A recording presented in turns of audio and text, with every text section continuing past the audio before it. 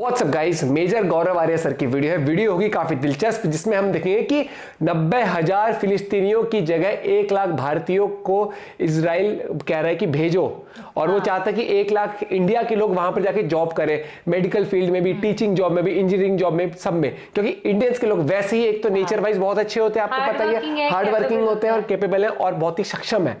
और फिलिस्तीनी आपको पता है, अब फिलिस्तीनी को बल्कि इतना अच्छी सैलरी दे रहा था वहां पर उनको।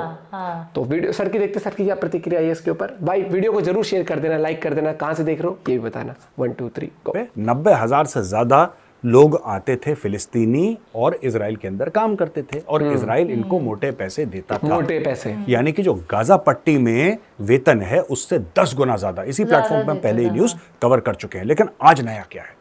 आज नया ये है कि उन सबको बोल दिया थैंक यू। उन सबको बोल दिया थैंक यू, क्योंकि इजराइल के मन में अभी बात हो गई है कि भाई इन पे भरोसा नहीं कर सकते, they can not be trusted. बिल्कुल ठीक है, सही बात है। अब ऐसा क्यों सोचा इजराइल ने कि they can not be trusted? उसका ये कारण है दोस्तों कि इजराइल ने सब कुछ करा इन फिलिस्तीनियों के लिए। 90,000 थे, छोटा फिगर नहीं होता 90,000। 90,000 थे, इनके लिए सब कुछ करा, इनको अच्छा वेतन दिया, सारी सुख सुविधाएं दी, लेकिन उसके बाद भी एक बंदे ने कंडेम नहीं करा। एक फिलिस्तीनी ने यह नहीं बोला कि यार जो हम काम करते थे ना, जिन यहूदियों से हम मोटे मोटे पैसे कमाते थे, हर महीने हम मोटा वेतन, तगड़ी तनख्वाह लेते थे, उनके साथ 7 अक्टूबर को गलत हुआ है। नहीं, पैसा कमाओ ठीक है, लेकिन यहूदी है मार दो। यह माइंडसेट पैलेस्टीनियंस का आज से नहीं, बहुत पहले से रहा है दोस्तों, बहुत पहले से रहा है पैलेस्टीनियंस का माइंडसेट। और इजराइल को यह बात पता लग गई कि यार these people can not be trusted, फिर हमला होगा वहां से। और दूसरी चीज दोस्तों, जब हमला होगा तो गाजा से होगा। अब इन्होंने ये बोला है कि भारत को एक अपॉर्चुनिटी मिली है कि वहां पे अपने बंदे भेजो, लाख तकरीबन। अच्छा दोस्तों, पहले यह सोचना पड़ेगा कि ये जो लाख बंदे हैं ना, ये करेंगे क्या, ये कौन है, ये किन किन फील्ड्स में। तो देखिए, इजराइल में कंस्ट्रक्शन की फील्ड है, ठीक है जी, इजराइल में मैन्युफैक्चरिंग है, इजराइल में टेक्नोलॉजी सबसे बड़ी तो बहुत। और आप जानते हैं कि फिलिस्तीनी, वो तो ठीक है, फिलिस्तीनियों को ले लिया था क्योंकि क्या था कि बगल में थे, लेकिन अब वहां पे भारतीय जाएंगे। पहली चीज, फायदा क्या है भारतीयों को, और फायदा क्या है इजराइल को? भारतीयों को फायदा है कि ये लोग जाएंगे, इंटरनेशनल एक्सपोजर मिलेगा। दूसरा फायदा जो भारतीयों को है वो डॉलर कमाएंगे, क्योंकि यूएस डॉलर्स में पेमेंट होगी, और वापस रेमिटेंसेस भारत आएंगे, जिससे भारत की इकोनॉमी पर बड़ा अच्छा फर्क पड़ेगा। और तीसरी चीज जो बड़ी इंपॉर्टेंट ये है कि इन लोगों को लेटेस्ट टेक्नोलॉजी, क्योंकि इजराइल जैसी टेक्नोलॉजी दोस्तों शायद ही या तो अमेरिका के पास है, इजराइल के पास है। बहुत जो यहूदी है ना, यहूदी ये बहुत इंटेलिजेंट रेस है, वेरी इंटेलिजेंट, वेरी एंटरप्रेन्योरशिप इनमें बहुत है। विजन लेके आप ये लगा लीजिए कि दुनिया का जो पहला एटम बम बना था ना, वो एक यहूदी ने बनाया था। राइट, मैं आगे चल के और डिस्कस करूंगा कि यहूदियों ने क्या क्या बनाया। ये भी खबर में है, ये भी खबर में है कि यहूदियों ने क्या क्या बनाया। तो दोस्तों, यहूदियों की ये कटिंग एज टेक्नोलॉजी जो है, इसमें भारतीयों को काम करने का एक सुनहरा मौका मिलेगा। अच्छा, उनका क्या फायदा है दोस्तों? इजराइल में इस वक्त है बहुत तगड़ा ट्रस्ट डेफिसिट। इजराइल किस पे भरोसा करे? और जो नेशनल सिक्योरिटी है ना, बाकी दुनिया बात करती है, इंग्लैंड भी बात करती है नेशनल सिक्योरिटी की, जर्मनी भी बात करती है नेशनल सिक्योरिटी की, अमेरिका भी करता है, भारत भी करता है, चीन भी करता है, रूस भी करता है, जापान भी करता है, दुनिया में हर एक मुल्क। लेकिन मुझे ऐसा लगता है कि एवरी सिंगल डे, हर दिन के, हर घंटे के, हर मिनट के, हर सेकंड में अगर कोई ऐसा देश है जिसके ऊपर नेशनल सिक्योरिटी के थ्रेट मंडराते रहते हैं, वो देश है इजराइल। ऐसा नहीं कि भारत में नहीं है, लेकिन भारत में वो 24/7 वाला मामला नहीं है जो इजराइल में है। तो इजराइल को जब 1 लाख की वर्कफोर्स आएगी भारत से इजराइल, इजराइल को हाईली ट्रेंड मैन पावर मिलेगा, इजराइल को हाईली डिसिप्लिन्ड मैन पावर मिलेगा, और इजराइल को ऐसा मैन पावर मिलेगा जिसका आतंक से दूर दूर तक कोई लेना देना नहीं है। लॉ अबाइडिंग लोग हैं, मेहनती लोग हैं, ज्यादातर ये पॉलिटिकल लोग हैं। चुपचाप रहो, काम करो, मेहनत से काम करो, क्वालिटी प्रोड्यूस करो, पैसा लो, कहानी खत्म करो। ये ज्यादातर हिंदुस्तानियों का एटीट्यूड रहता है। इसलिए आप ये देखते हैं ना कि दुनिया भर में जो टॉप कंपनीज हैं, सीईओ, दुनिया भर की जो टॉप मोस्ट कंपनीज हैं, उसके सीईओज जो हैं वो इंडियंस हैं। क्यों? ये वर्क एथिक की बात है। और ये बात इजराइल को भी समझ में आ गई कि अगर आपको बढ़िया वर्क एथिक वाले लोग चाहिए, अगर आपको ऐसे लोग चाहिए जो कभी आपको लेट डाउन ना करें, जो इंटेलिजेंट हो, जो हार्ड वर्किंग हो, जो लॉयल हो, जिसमें कोई नेशनल सिक्योरिटी का पंगा हो ही ना, तो Indians are the best bet. ये इजरायलियों को बात समझ में आ गई। तो अब हिंदुस्तानी जाएंगे इजराइल काम करने के लिए, पूरे के पूरे 1 लाख। तो ये बहुत अच्छी खबर है भारत के लिए और बहुत अच्छी खबर है दोस्तों इजराइल के लिए। अब हम आते हैं दूसरी खबर पे दोस्तों। यहां पे ये बेंजामिन नेतन्याहू का एक बहुत तगड़ा बयान है, बोला है कि इंडेफिनेट पीरियड के लिए गाजा पट्टी का जो सिक्योरिटी है इंडेफिनेटली वो it will be Israel's responsibility, ये इजराइल की जिम्मेदारी रहेगी, इन द सेंस कि उसने जो एक्चुअल बयान ये दिया है कि overall security responsibility for Gaza for an indefinite period will be after even after the war with Hamas. यानी कि हमास को कूट देंगे, ये तो तय बात है कि हमास 60-70% ये खत्म कर चुके हैं, बाकी भी खत्म कर देंगे। लेकिन इनका क्या कहना है, इनका ये कहना है यार कि जो नेशनल सिक्योरिटी है ना गाजा की, वो इंडेफिनेटली इसमें इजराइल इन्वॉल्व रहेगा। उसका कारण है, और मुझे ऐसा लगता है कि मुझे ये समझ में आ रहा है कि इजराइल क्यों कर रहा है। I think I understand. और क्योंकि हमास जो है ना, हमास एक सोच है, हमास एक सोच का कैंसर है। हमास सिर्फ एक आतंकी संगठन नहीं है, हमास इज अ कैंसर। और ये जो कैंसर है ये सोच से फैलता है। जैसे आपने देखा होगा ना कि किसी को ब्लड कैंसर है, किसी को फेफड़ों का कैंसर है, किसी को ब्रेन का कैंसर है, किसी का, ये सोच का कैंसर है हमास। आप हमास वालों को मार भी देंगे तो इन्होंने अपने जो फिलिस्तीनी बच्चे हैं उन बच्चों के दिमाग में इतना जहर डाल रखा है कि बड़ा होके वो टेररिस्ट के अलावा कुछ बनेगा ही नहीं, क्योंकि उसने यही उसको, यार देखो बच्चा तो बच्चा होता है, वो हिंदू का हो, मुसलमान का हो, सिख का हो, ईसाई का हो, यहूदी का हो, उससे कोई फर्क नहीं पड़ता, चाइल्ड इज अ चाइल्ड। लेकिन उसकी तरबियत क्या है, उसकी ट्रेनिंग क्या है, उसको बचपन से माँ बाप क्या सिखा रहे हैं, क्या सिखाना चाहते हैं उसको। हाँ बिल्कुल सही बात। मैंने दोस्तों ऐसे ऐसे वीडियो देखे, मैं डाल नहीं सकता, जाहिर सी बात है, जहां पे छोटे छोटे बच्चों को ये कि आप बड़े होगे तो क्या बनोगे। तो इंडिया में जैसे कहता ना, मैं इसरो के लिए काम करूंगा, मैं फौज में अफसर बनूंगा, वो मैंने इंजीनियर बनूंगा, मैंने IAS IPS ज्वाइन करनी है, मैं कॉर्पोरेट में काम करूंगा, मैं IIM जाऊंगा, IIT, ये सब चक्कर है ही नहीं वहां पे। वो कहता है बड़ा होके क्या बनेगा, कह रहा मैं शहीद बनूंगा बड़ा होके।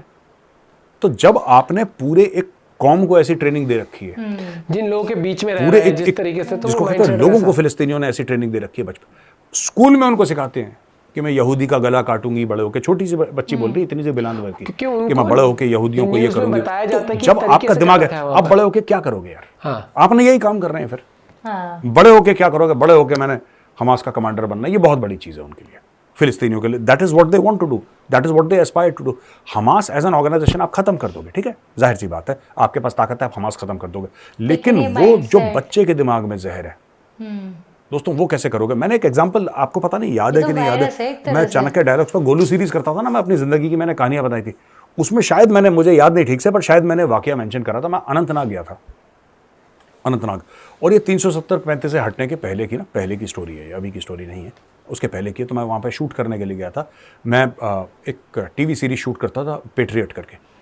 तो वहाँ पे गया, तो वहाँ पे जब मैं गया तो मैं ऐसी बच्चों से मैं मिलता रहता हूँ ना, तो मैं थोड़ा सा अलग गया था। तो वहाँ पे CO साहब थे, मैं था गाड़ी में, तो ऐसे बच्चों को टॉफ़ी वॉफ़ी दे रहे थे वहाँ पे, कभी ऐसे पकड़ा दी। मैं लेकर जाता हूँ, जब भी कश्मीर जाता हूँ तो जेब में 3-4 चॉकलेट रहती हैं मेरे, अगर मुझे याद रहा तो। I keep on handing out to kids. कोई कहता मैं ये करूँगा, ये करूँगा, ये करूँगा। बच्चे होते हैं ना छोटे, अब मासूम बच्चे हैं यार, मासूम बच्चे, इतने बिलांद भर के बेचारे स्कूल से आ रहे हैं, बड़ा बड़ा बैग लेके। उनको देख के दया आती है कि कैसे उठाते होंगे इतना बोझ। भारत का एजुकेशन सिस्टम ऐसा है कि पढ़ाई कर करके, मतलब इट्स टू कॉम्पिटिटिव। तो वो बच्चे भी पढ़ रहे। वो छोटी बच्ची कहती है यार कि मैं बेटा आप क्या, उसको पता भी नहीं, बड़ी मासूम सी, इतनी सी, ठीक है, होगी 5-6-7 साल की, आई डोंट नो कितनी थी। वो सर ढकी थी, वो हिजाब टाइप का। आप क्या करोगे बड़े होके? तो एक कोई कह रहा मैं पायलट बनूंगा, कोई कुछ अपनी स्टोरी सुना रहे थे बच्चे। मैं बड़ी होंगी तो मेरे बेटे होंगे और मैं अपने बेटों को जिहाद का मतलब सिखाऊंगी। तो यार ये जो आप उस मानसिकता से, अब तो मानसिकता कश्मीर में 370-35 से हटने के बाद और हुर्रियत का जो जनाजा निकला है ना, उसके बाद काफ़ी हद तक कम हो गई है कश्मीर में, काफ़ी हद तक कम हो गई है। लेकिन दोस्तों, how can you fight against such radicalization? This is radicalization of the mind. और कश्मीर में तो कुछ भी नहीं है, मैं आपको बता रहा हूँ, आजकल की तारीख में कुछ भी नहीं है कश्मीर में। फिलिस्तीन में जो नस्ल दर नस्ल के दिमाग में इतनी नफरत भर दी है कि वो, मैं बता रहा हूँ, फिलिस्तीनी अगर उसके माँ बाप चले जाए ना अमेरिका चले जाएं, अमेरिका में वो यहूदियों के बीच में और ईसाइयों के बीच में पला बढ़ेगा। वो फिलिस्तीनी बच्चा, उसका बच्चा तीसरी नस्ल भी उतना ही नफरत करेगी, क्योंकि उसको घर में वही सुनने को मिलता है डेली कि ये हो गया, वो हो गया, ऐसा कर दिया, तुम शहीद बनो। वो दिमाग में रहता है। अब वो जीजी हदीद है, जीजी हदीद, ग्लोबल सेलिब्रिटी, आप उसके कमेंट्स देख लीजिए, ये सबके दिमाग खराब हो चुके हैं, मैं आपको बता रहा हूँ, सबका दिमाग ऊपर से ऑफ हो चुका है। कमेंट कर रही है तो वो कह रहा है कि भाई मुझे कंट्रोल करना है गाजा, और मुझे गाजा क्यों कंट्रोल करना है? क्योंकि हमास को मारने के बाद वो सोच तो जिंदा रहेगी, और जब वो सोच जिंदा रहेगी तो अगला फिर हमला वहीं से आएगा फिर। हाँ, and I can not afford that. ये जब मैं आई कह रहा हूँ, मेरा मतलब है बेंजामिन नेतन्याहू कहता है I can not afford that. यार मुझे वो कंट्रोल करना पड़ेगा, ये मेरी मजबूरी है, मुझे कंट्रोल करना पड़ेगा, क्योंकि आपने अब कोई ना कोई तो रहेगा वहां पे, जाहिर सी बात है। कौन रहेंगे? फिलिस्तीनी। जब सभी बच्चों के दिमाग में आपने जहर डाल दिया है तो बड़े होके तो आपने हमास की लीडरशिप मार दी, आपने हमास के बंदे मार दिए, दूसरा हमास खड़ा कर देंगे वो लोग। तो इसलिए इजराइल की मजबूरी है वहां पे ठोकना, वहां पे रहना। और मैं चाहता हूं, ये 2 स्टेट सोल्यूशन बिल्कुल बकवास है दोस्तों, मैं बता रहा हूं आपको। ये जो कह रहा है 2 स्टेट, इंडिया वाले भी काफी कहते हैं 2 स्टेट, कोई 2 स्टेट नहीं, कोई 2 स्टेट नहीं, ये बकवास है, ये बकवास है, होना नहीं कुछ। ठीक है। This whole 2 state solution is nonsense. Palestinians are incapable of even tying their shoelaces. इनकी ना अकल है ना दिमाग है, बस इनके अंदर नफरत है, और उस नफरत ने इनको कुछ नहीं दिया, बस सुसाइड बॉम्बर दे दिया, आईडी बना ली इन्होंने। इसके अलावा they are not capable of doing anything, I am telling you. ये हर जगह से जलील और रसवा होके जाते हैं, और मुसलमान देश इनको जलील और रसवा करते हैं। जॉर्डन के खिलाफ इन्होंने साजिश करी, ब्लैक सितंबर, मैंने आपको बताया था ना, तब जॉर्डन ने इनको मार मार कर निकाला। इन्होंने कुवैत के खिलाफ साजिश करी। ये कुवैत में रह रहे, कुवैत का खाना खा रहे, कुवैत की रोटी के साथ, कुवैत से पैसा मिल रहा, कुवैत के मस्जिदों में नमाज पढ़ रहे, कुवैत के स्कूल में इनके बच्चे पढ़ रहे फिलिस्तीनियों के, लेकिन ये खड़े सद्दाम हुसैन के साथ। ये तो किसी के भी नहीं है, इन्हें तो कहते हैं ना शरणार्थी बन के भी आए कोई। यानी कि ये जिस देश में जाते हैं, 1-2 और देश हैं, मैं आपको बता रहा हूँ, इन्होंने इजिप्ट में दंगा करने की कोशिश करी। आज की तारीख में जॉर्डन की पॉलिटिक्स में जो पुराने रह गए थे फिलिस्तीनी, ये वहां पे इतने ज्यादा बढ़ गए हैं कि now they have started politically interfering in Jordan also. तो कोई भी मुस्लिम देश इनको लेने को तैयार नहीं है। ये कह रहे हैं यार ये नासूर है, इनको दूर रखो, we don't want them. Bharat की इंडिया के जो लोगों का जो बोला गया है ना, वो बिल्कुल सही बोला है, क्योंकि आप लोग भी एग्री करेंगे, हम जो भारतीय हैं, हम लोग को ये पता है कि बिना बात के किसी के साथ नफरत नहीं करनी है, बिना ड्रामा नहीं करना। खासकर जब आप दूसरी कंट्रीज में गए हो तो वहाँ के रूल्स एंड रेगुलेशन आपको फॉलो करनी पड़ेगी, रिस्पेक्ट करना पड़ेगा उनके कल्चर को भी। और जॉब्स आपको पता ही है, जॉब की जो भी फील्ड्स होती हैं, इंडियन सक्षम है हर चीज़ में, चाहे वो फाइनेंस हो, चाहे वो इंजीनियरिंग हो, चाहे वो टीचिंग हो, क्योंकि हमारा एजुकेशन सिस्टम इस तरीके से रहेगी, कॉम्पिटिटिव बहुत रहा है और आगे बढ़कर निकलने वाला, कि यार हमें उससे बेहतर करना पड़ेगा, तभी हमारा नंबर आ सकता है। क्योंकि कट ऑफ लिस्ट आती है और पता है कि 10 सीट है, 10 सीट के पीछे 10,000 लोग हैं, तो वो हमें बचपन से ये है कि भाई आपको ना अपना बेस्ट देना पड़ेगा। बेस्ट देने वाली बात आती है, तभी आप आगे निकल सकते हो। और वो चीज आज आपको दिख भी रही है कि इजराइल ने बोला है कि भैया कहीं और से नहीं, इंडिया के लोग। और ऐसा नहीं है कि वो बहुत कम सैलरी देता है, इजराइल बहुत बढ़िया सैलरी देता है वो हर फील्ड में। और यही चीज मुझे बुरी लगी, फलस्तीनियों को इतनी अच्छी सैलरी मिलती है हर चीज, वहां से किसी ने भी, वो हर जगह ऐसा करते हैं, जहाँ का खाते हैं वहीं के बारे में फिर उसी तरीके से भाई। लेकिन देखो मैं यही कहूंगा कि ये डिसीजन जो इजराइल का है कि गाजा में वहां पर कंट्रोल कर, वो बिल्कुल ठीक है उनके हिसाब से, क्योंकि कंट्रीज से बढ़कर कुछ नहीं उनके लिए।